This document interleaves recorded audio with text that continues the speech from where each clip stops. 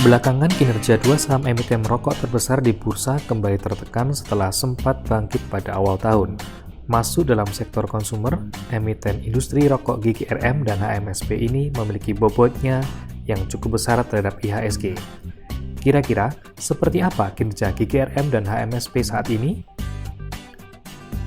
Direktorat Jenderal Bea dan Cukai atau DJBC Kementerian Keuangan telah resmi menaikkan tarif cukai rokok atau cukai hasil tembakau atau CHT sebesar 23% yang berlaku mulai 1 Januari 2020 lalu. Kenaikan tarif cukai rokok juga menyebabkan harga jual eceran atau HJE naik sebesar 35%. Keputusan pemerintah menaikkan cukai rokok tentu saja akan mendongkrak harga eceran rokok dan menggerus margin per tahun sebelumnya emiten rokok. Kenaikan cukai yang lebih tinggi pada 2020 berkaitan dengan target penerimaan pemerintah yang meningkat. Meskipun demikian, cukai rokok juga dapat menguntungkan pemain besar seperti GGRM dan HMSP untuk memperkuat pasar dari pemain yang lebih kecil. Dari sinilah, emiten rokok terbilang model bisnisnya cukup defensif dan tidak mudah terdisrupsi.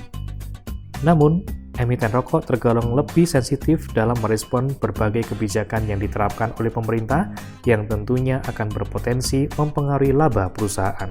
Rasio profitabilitas menjadi pertimbangan dilihat dari EPS atau laba bersih per lembar saham. Kami memilih saham yang memiliki pertumbuhan EPS sustainable dari tahun ke tahun, sedangkan untuk valuasinya, kami melihat diskon valuasi secara historikal. Berikut data untuk HMSP.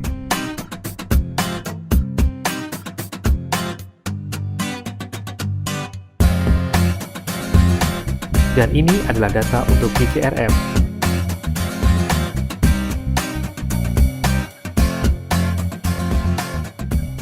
Dari data emiten rokok di atas tercermin jika EPS keduanya positif, sehingga perusahaan memang bertumbuh dan menghasilkan profit. Jika diperhatikan, profit dari GGRM lebih stabil dibandingkan dengan HMSP. Secara valuasi, memang kedua saham tersebut sudah terdiskon. Akan tetapi, kebijakan cukai yang diterapkan oleh pemerintah akan berpotensi membawa pengaruh pada laba perusahaan. Kenaikan cukai sebesar 23% berkorelasi terhadap biaya produksi sebesar 61%. Selain dari kenaikan cukai, kondisi ekonomi yang saat ini kurang stabil memang memberikan tekanan cukup tinggi bagi emiten rokok. Sedangkan, tarif cukai sendiri sudah mengalami kenaikan 73,53% sejak tahun 2015 hingga tahun 2020. Namun, kedua emiten ini masih cukup konsisten dalam membagikan dividen.